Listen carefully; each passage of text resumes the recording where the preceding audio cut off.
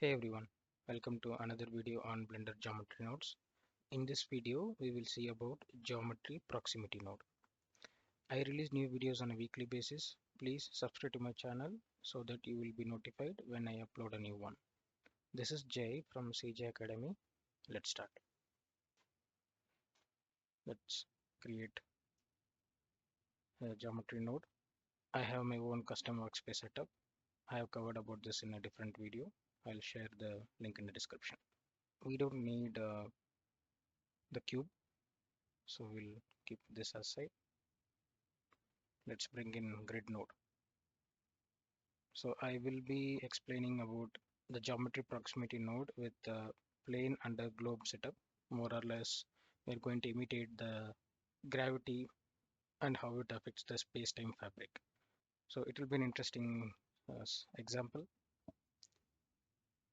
Let's put this to 84 and this to 21.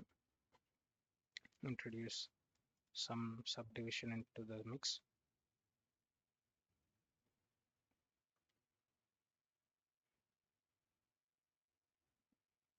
It's a good amount of subdivision. Okay, let's call this space-time fabric. Okay. To imitate this gravitational pull or push, we'll introduce a UV sphere, and this UV sphere is going to affect the set position of the grid, or in this case the space-time fabric. Okay, so if you want to see this, so this is how small it is. We need to make it a little bit bigger. Okay, so I have covered about the viewer node also in a separate video, so I'll share the link in the description. Let's put this to 4 times, and now introduce the geometry proximity node. So if you see, geometry proximity node has a geometry input but doesn't have a geometry output, which means this has to be used in a geometry context where there is a geometry involved. And what you get out of this is only values, okay? Either a floating point value or a vector value or a yes or no value, a Boolean value. So you can take input for this, but there is no geometry output. It should be always used in a node where geometry context is available. So can you put this directly here? Yes, you can.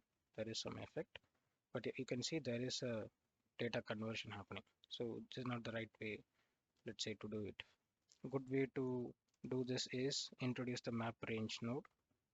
Okay, take the distance and plug it in. So what it does is it will arrest the, you see, arrest the transformation to a certain range. So that range you can control from here. You can see here how it affects. Okay, so for now let's keep this to default, and even now this is still a data conversion is happening, so we need a vector math node and affect only the z-axis. Instead of add, go for multiply. Okay, now if you want to see the viewer node, so it's like this. So it's halfway into the grid, or in this case the space-time fabric, so we need to bring it out a little bit. To see this or make a visualization of it, let's join this here using the join geometry, so we can see the grid, also the plane.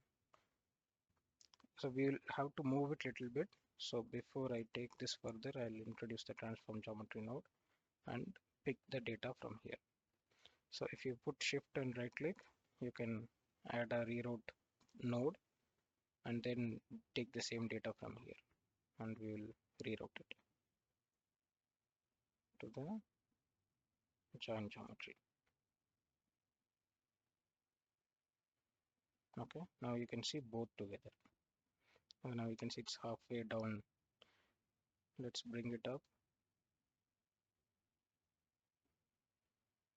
Okay, this is already giving some effect. If you see, there is a push happening, gravitational push, let's say. Okay, now we need to modify the parameters here.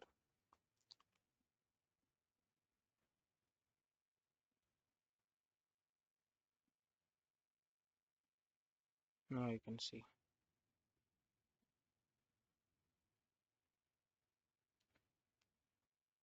How this is affecting. Let's go for smoother step and bring this down a little bit to get a good dump. Okay, yeah, I think this is fine.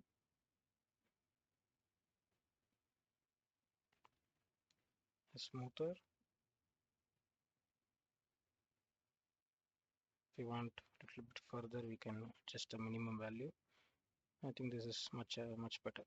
So now if you move it in the XY axis, so you can see the gravitational push is imitating. So this is what I wanted to achieve with the proximity node. So this is one way to use the proximity node. So this is the let's say the setup.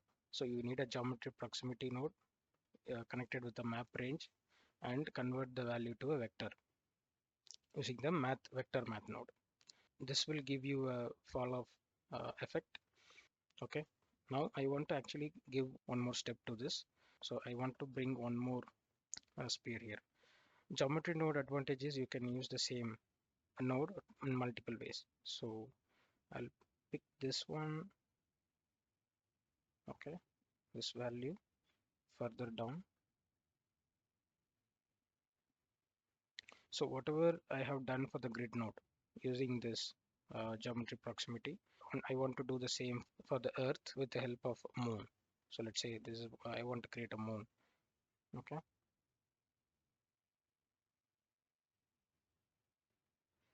so anyway we want to connect this also in the end. So I'll put this to the visualization node, but we will introduce transform geometry here to make sure this is not same. Usually moon will be 1 by 4 the size of earth.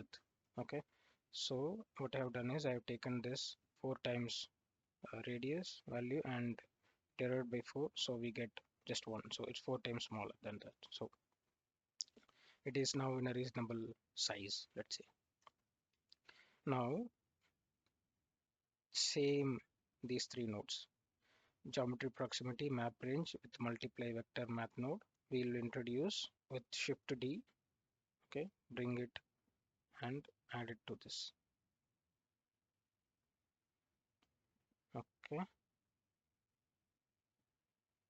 so the geometry input is given. Now this should be used in the this geometry's set position node. Get it? So set position node we need for this geometry node, and this geometry's distance will affect the same way it affects the space-time fabric and connected to the offset. You can see it's purely based on the location of this.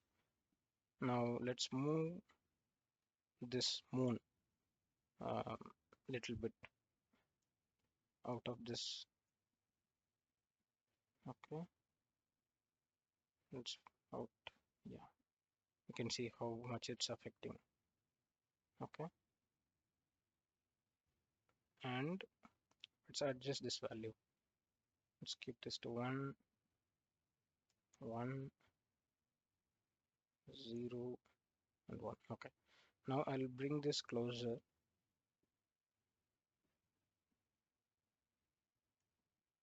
It's not that close. Okay, so no effect. Now let's keep this to linear. Okay, and yeah, now you can see as soon as I change the max value, you see there is a pull effect. Let's say it's not a push, this is pushing the space-time fabric, but the moon is pulling the surface of the earth, kind of effect. Now let's move this a bit outer. can see how it is affecting. Let's increase this value a little bit.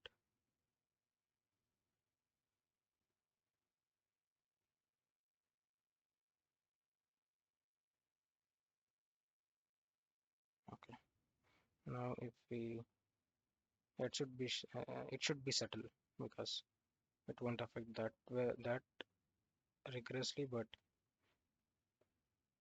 see, as and when the moon comes closer to the, let's say on a full moon day, um, as a theoretically speaking, it has this pull effect. Okay, now let's add the shade smooth. Now everything is cool. You see, so if you now add the texture to the space-time fabric, I think there's no texture, but for Earth and Moon, if you add something, maybe a completely water-based planet, and then its own satellite, natural satellite. In this case, I think for Earth it will be Moon. Then you get this nice effect of push and pull. Now, if I move this one, this is the UV sphere, this is the Earth, let's say.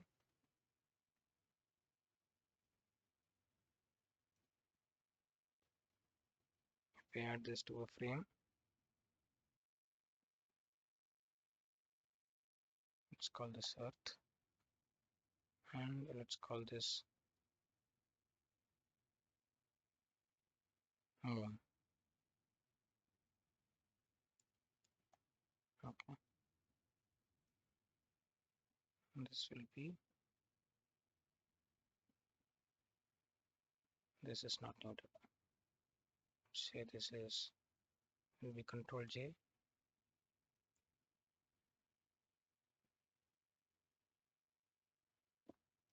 Space-time fabric. Now it is much clearer. Okay, this setup is the space-time fabric. This is the Earth. The whole setup is the Earth. This whole setup is the Moon. Okay. So if you see, it maybe looks overwhelming, but if you see, we have just added a grid, subdivided to a good number, and add the set position node. This set position node is affected based on the input of UV sphere, aka in this case the Earth, is transformed to a certain way, mainly used to move this around, so how it affects the space-time fabric, only to demonstrate that. But the main section is this: use the geometry proximity, take this as an input, that is a target geometry. With map range node and multiply, you properly convert the value and offset the z-axis, in this case in this way. Okay, same way, instead of adding another UV sphere, I took the same data from here, and if this is 4 meter, if let's say this is Earth, then the Moon will be 4 times smaller than that. So the scale is changed and used the same data and repeated this particular section, the proximity section along here.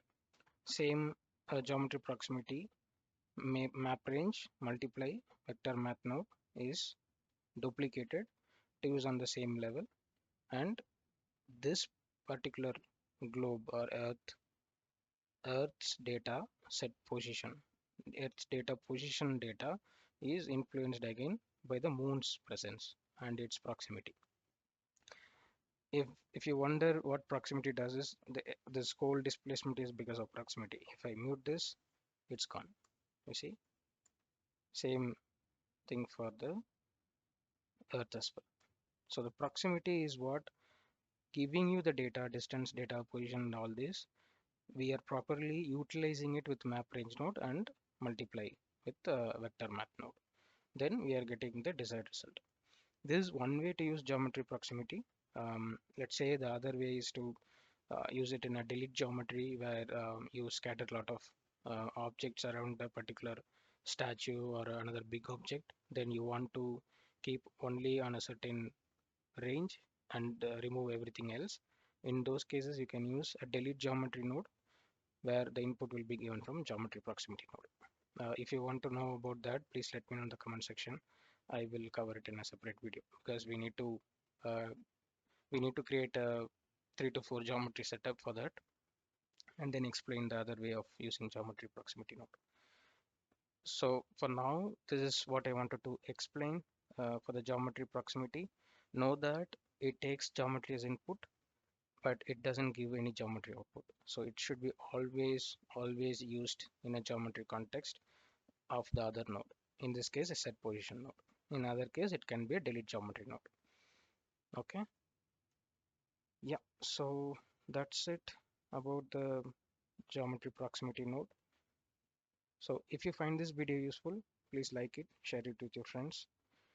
If you want me to cover any specific topic in Blender geometry nodes or any questions you have, please let me know in the comment section. Please subscribe to my channel. I'll see you in another cool video. Thank you. Bye.